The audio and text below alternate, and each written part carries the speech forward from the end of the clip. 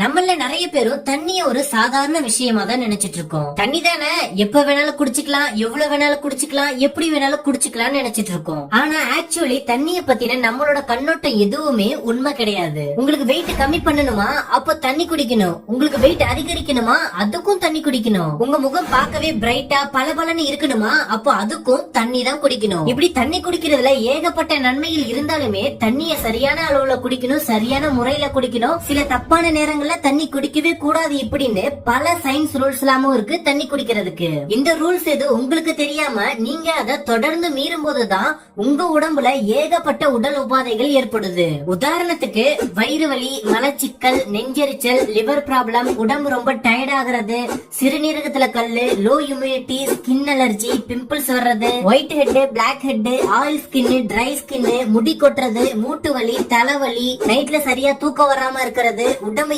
ஏறவே மாட்டேங்குது, உடம்பு குறையவே மாட்டேங்குது. இப்படி உங்க உடம்புல எந்த ஒரு பிரச்சனை ஏற்பட்டாலுமே அதுக்கு பின்னாடி இருக்கிற உண்மையான ரீசன் உங்க உடம்புல வாட்டர் லெவல் இம்பேலன்ஸ்டா இருந்திருக்கும், இல்லாட்டி தப்பான நேரத்துல தண்ணி குடிக்கிற உங்க கெட்ட பழக்கத்தினால இருந்திருக்கும். ஆனா என்னப்பா இவ்வளவு ப்ராப்ளத்துக்கு பின்னாடியும் நம்ம குடிக்கிற தண்ணியோட அளவு தான் காரணமா இருக்குன்னு உங்களுக்கு ஆச்சரியமா இருக்கலாம். ஆமா, இவ்வளவு ப்ராப்ளத்துக்கும் தண்ணி காரணமா இருக்க முக்கியமான ரீசன் என்னன்னா நம்மளோட உடம்பு 60% வெறும் தண்ணியால தான் நிரம்பி இருக்கு. நம்மளோட பிரெயின்ல 75% வெறும் வாட்டர் கண்டென்ட் தான் இருக்கு. அதே போல பிளட்ல 83%, ஹார்ட்ல 79%, போன்ஸ்ல 22%, மசில்ஸ்ல 75%, லிவர்ல 85%, கிட்னில 83% இப்படின்னு உடம்புல பல பார்ட்ஸும் வாட்டர் கண்டென்ட்டால தான் நிரம்பி இருக்கு. அப்ப நம்ம குடிக்கிற தண்ணியோட அளவு குறையும் போதும் ஏறும் போதும் இந்த பார்ட்ஸ்ல இருக்க வேண்டிய வாட்டர் லெவலும் வேரி ஆகும் இல்லையா? இதனாலதான் முன்ன சொன்ன அவ்வளவு பிரச்சனைக்கும் தண்ணி ஒரு காரணமா இருக்கு.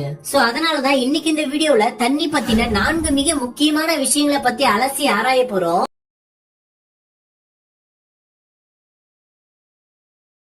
ஒண்ணு, உங்க உடம்புல வாட்டர் லெவல் கம்மியாச்சுன்னா அதை எப்படி ஐடென்டிஃபை பண்றதுன்னு பார்க்க போறோம். 2, நீங்க ஒரு நாளைக்கு எவ்வளவு தண்ணி குடிக்கணும், எவ்வளவு தண்ணிக்கு மேல குடிச்சா ப்ராப்ளம்ஸ் எல்லாம் ஏற்படும் பார்க்க போறோம். 3, எந்த பொசிஷன்ல தண்ணி குடிச்சா எந்த மாதிரியான ப்ராப்ளம்ஸ் எல்லாம் ஏற்படும் பார்க்க போறோம். 4, தண்ணியை எந்தெந்த நேரத்துல குடிக்கவே கூடாது இப்படின்னு பார்க்க போறோம். சொல்ல போற ஒவ்வொரு வார்த்தைகளுமே கோல்டன் வேர்ட்ஸா உங்களுக்கு அமைய போகுது. சோ ஸ்கிப் பண்ணாம கவனமா பாருங்க. பல சயின்டிபிக் தகவலோட நான் உங்களுக்கு எக்ஸ்பிளைன் பண்ண போறேன். முதல்ல உங்க உடம்புல வாட்டர் லெவல் கம்மியாயிடுச்சுன்னா எப்படி அதை ஐடென்டிஃபை பண்றதுன்னு பார்க்கலாம். உங்க பாடியில வாட்டர் லெவல் ரொம்ப கம்மியா இருக்கான்னு கண்டுபிடிக்க உங்க யூரினோட கலரை பார்த்தாலே போதும், ஈஸியா கண்டுபிடிச்சிடலாம். உங்களோட யூரின் கலர் இந்த மாதிரி வெளிர் நிறத்துல இருந்தா வாட்டர் லெவல் கரெக்டா இருக்குதுன்னு அர்த்தம். அதே இந்த மாதிரி கொஞ்சம் மஞ்சள் கலந்த வெளிர் நிறத்துல இருந்துச்சுன்னா அப்பையும் வாட்டர் லெவல் ஓகே தான் அர்த்தம். பட் இந்த மாதிரி போக போக ரொம்ப dark yellow or brown red மாதிரியான கலர் யூரின் இருந்துச்சுன்னா உங்க பாடியில வாட்டர் லெவல் ரொம்ப ரொம்ப கம்மியா இருக்கு அர்த்தம். இந்த மாதிரி உங்க யூரின் கலர் இருந்துச்சுன்னா பல சைடு எஃபெக்ட் உங்களுக்கு கண்டிப்பா ஏற்பட போகுது. அதோட முக்கியமான முதல் அறிகுறியா ஸ்கின் ரொம்பவே ட்ரை ஆகி முகத்தோட புளிவே இழந்து போயிடும். சோ நீங்க தண்ணி அதிகமா குடிக்க ஆரம்பிங்க. ஏன்னா உங்க உடல் தண்ணி வேணும்னு தான் கத்தி கதறிக்கிட்டு இருக்கு.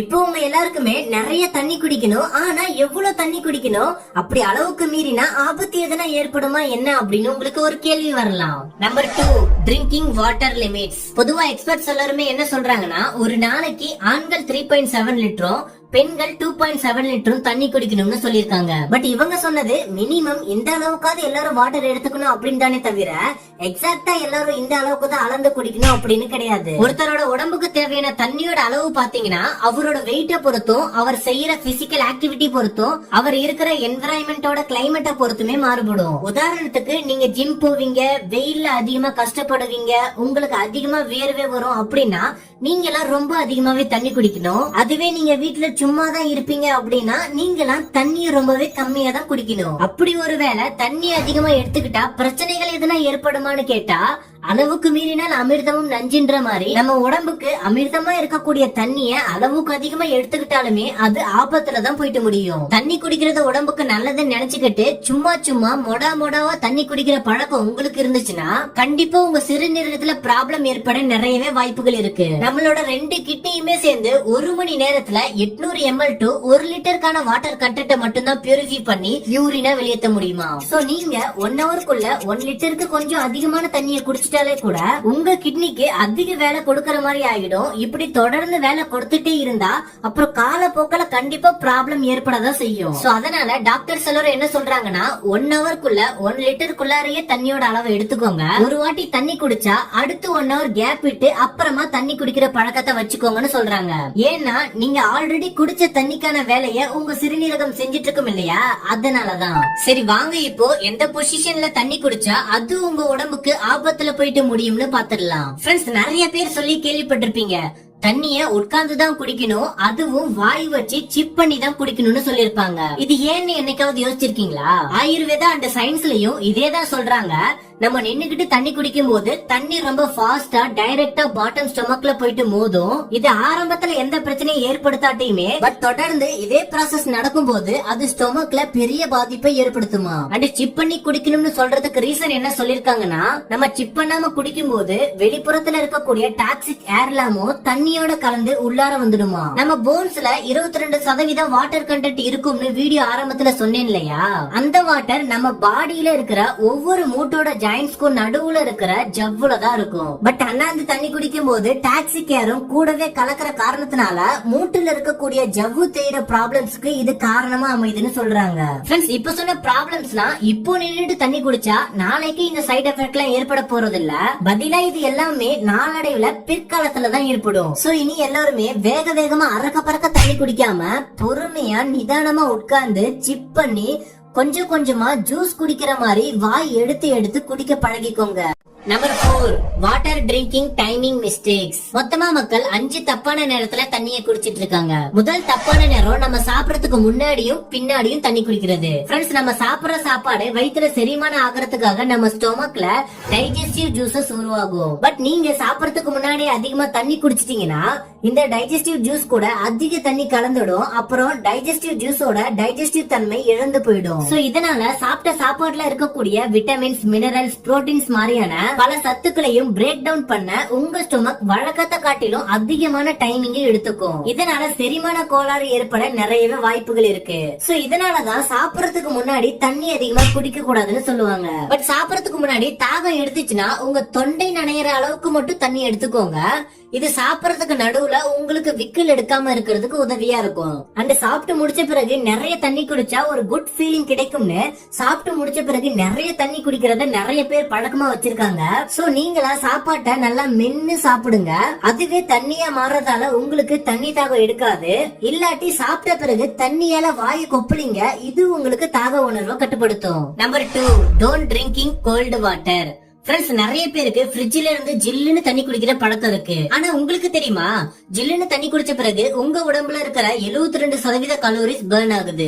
ஏன்னா ஜில்லுன்னு தண்ணி குடிக்கும் போது திரும்ப நம்ம உடம்பு அந்த ஜில் தண்ணிய சூடா மாத்திர ப்ராசஸ் பண்ண ஆரம்பிக்குது. இதனால ஜில் தண்ணி நார்மல் டெம்பரேச்சருக்கு கொண்டு வர உங்க டைஜஸ்டிவ் சிஸ்டம் ரொம்பவே கஷ்டப்பட வேண்டியதா இருக்குது.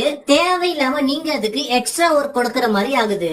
எந்த ஒரு விஷயமும் எப்போ கரெக்டா டைஜஸ்டிவ் ஆக முடியும்னா அது அதோட நார்மல் டெம்பரேச்சர்ல இருக்கும்போது மட்டும்தான். அது ரொம்ப ஜில்லுன்னு இருக்க கூடாது, அது ரொம்ப சூடாவும் இருக்க கூடாது. அப்படி ஒருவேளை நீங்க ரொம்ப சூடாவோ இல்ல ஜில்லுனோ குடிச்சீங்கன்னா உங்க உடம்புல இருக்கக்கூடிய வாதம், பித்தம், கபத்தோட அளவு இம்பேலன்ஸ் ஆகி உங்க உடம்புல சில வியாதிகள் ஏற்படும் அண்ட் மலச்சிக்கல் ஏற்படுறதுக்கும் நிறைய சான்சஸ் இருக்கு. Number 3, don't drink water before sleeping. ஒரு சிலருக்கு நைட்டு தூங்குறதுக்கு முன்னாடி அதிகமா தண்ணி குடிச்சிட்டு தூங்குற பழக்கம் இருக்கு. பொதுவா எல்லாருமே சொல்லுவாங்க, ஏன் டாக்டர்ஸ் எல்லாம் கூட சொல்லுவாங்க, நைட்டு நேரத்துல கம்மியா சாப்பிடணும், காலையில தான் அதிகமா சாப்பிடணும்னு. தூங்குறதுக்கு 2 ஹவர் முன்னாடியே சாப்பிட்டுட்டு படுத்தா சீக்கிரமா செரிமான வேலை முடிஞ்சிடும். நைட்டு உங்க பாடிக்கு இருக்கிற பார்ட்ஸ் எல்லாமே கொஞ்சம் ரெஸ்ட் கொடுக்கற மாதிரி இருக்கும். நைட் நேரத்துல உங்க பாடிக்கு ரெஸ்ட் கொடுத்தாதான் அது உங்க வளர்ச்சிதை மாற்றத்துக்கான வேலையை கரெக்டா செய்யும். பட் நீங்க தூங்குறதுக்கு முன்னாடி அதிகமா தண்ணி குடிக்கிறது அது தேவையில்லாத வேலையை உங்க பாடிக்கு கொடுக்கற மாதிரி ஆகிடும். அது நடுராத்திரியில எந்திரிச்சு யூரின் போக வேண்டிய சிச்சுவேஷன் கூட ஏற்படும். அப்படி ஒரு வேலை நீங்களும் நடுராத்திரி எழுந்திரிச்சு யூரின் போற பழக்கம் உள்ளவங்களா இருந்தீங்கன்னா நீங்கள கண்டிப்பா தூங்குறதுக்கு முன்னாடி அதிக தண்ணி குடிக்கிறத நிப்பாட்டிடுங்க. Number 4, drink water in your empty stomach. நிறைய பேருக்கு காலையில எழுந்ததும் தண்ணி குடிக்கிற பழக்கமே இல்ல. எழுந்த உடனே பிரஷ் பண்றதுக்கு முன்னாடியே ஒவ்வொருத்தரும் வாயை கொப்பளிச்சுட்டு தண்ணி குடிக்கிறது ரொம்பவே அவசியம். இது எந்த அளவுக்கு அவசியம்னா, நீங்க நைட்டு சாப்பிட்ட பிளேட்டை கழுவாம போட்டுட்டு காலையில எழுந்ததும் கழுவாமலே திரும்ப அந்த பிளேட்ல சோறு போட்டு சாப்பிடுற மாதிரி. நீங்க எழுந்ததும் வெறும் வயிற்றுல தண்ணி குடிக்கிறது உங்க உடலை சுத்தம் பண்ண பண்ற மாதிரியான ஒரு செயல் தான் அது. சோ வெறும் வயித்துல முன்ன தண்ணி குடிங்க, பிரஷ் பண்றது, டீ காஃபி குடிக்கிறது, இது எல்லாமே அடுத்ததா தான் இருக்கணும். Number 5, don't drink water before eating fruits. Friends, doctors எல்லாம் என்ன சொல்றாங்கன்னா, அப்படி நீங்க அதிக வாட்டர் கண்டென்ட் உள்ள ஃப்ரூட்ஸ் சாப்பிட்டீங்கன்னா உடனே தண்ணி குடிக்க கூடாது, 1 மணி நேரத்துக்கு அப்புறம் தான் தண்ணி குடிக்கணும்னு சொல்றாங்க. ஏன்னா நீங்க சாப்பிடுற நார்மல் சாப்பாட்டை விட ஃப்ரூட்ஸ்ல அதிக சுகர் இருக்கிறதுனால ஃப்ரூட்ஸ டைஜஸ்டிவ் பண்ண அதிகமான டைஜஸ்டிவ் ஜூசஸ் நம்ம ஸ்டொமக் குள்ள இருந்தாகணும். பட் நீங்க ஃப்ரூட் சாப்பிடறதுக்கு முன்னாடி இல்லாட்டி பின்னாடி அதிகமான வாட்டர் நீங்க குடிச்சிட்டீங்கன்னா அந்த வாட்டர் டைஜஸ்டிவ் ஜூஸ் கூட கலந்து அதோட டைஜஸ்டிவ் தன்மையை இழக்க வச்சிடும். சோ நீங்க சாப்பிட்ட ஃப்ரூட்ஸை டைஜஸ்டிவ் பண்ண வழக்கத்தை விட அதிக டைம் எடுத்துக்கும். அண்ட் அதுக்கு அப்புறமா சாப்பிடக்கூடிய ஃபுட்ஸ் எல்லாம் டைஜஸ்டிவ் பண்றதுக்கு ரொம்பவே கஷ்டமாயிடும் உங்க ஸ்டொமக்கு. சோ இதனாலதான் அதிக வாட்டர் கண்டென்ட் உள்ள ஃப்ரூட்ஸ் சாப்பிடறதுக்கு முன்னாடி தண்ணி குடிக்கிறத தவிர்த்துக்கோங்கன்னு சொல்றாங்க. அதிக வாட்டர் கண்டென்ட் உள்ள ஃப்ரூட்ஸ் எல்லாம் என்னன்னா வாட்டர்மெலன், ஸ்ட்ராபெரி, ஆரஞ்சு, சாத்துக்குடி, பப்பாயா, கிரேப்ஸ், குக்கும்பர், மாதுளை அண்ட் எக்ஸெட்ரா. அவ்வளவுதான் ஃப்ரெண்ட்ஸ், இந்த வீடியோ உங்களுக்கு கண்டிப்பா யூஸ்ஃபுல்லா இருந்திருக்கும்னு நான் நம்புறேன். அப்படி இந்த வீடியோ யூஸ்ஃபுல்னு தோணுச்சுன்னா மறக்காம இந்த வீடியோக்கு ஒரு லைக் பண்ணிடுங்க.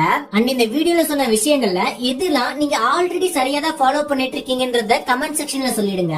எத்தனை பேர் ஆல்ரெடி சரியான முறையில தண்ணி குடிச்சிருக்கீங்கன்னு பாத்துடலாம். அண்ட் நம்ம மிஸ்டர் பிரதர் சேனலுக்கு புதுசா யாரா வந்திருந்தீங்கன்னா சப்ஸ்கிரைப் பண்ணி வச்சுக்கோங்க.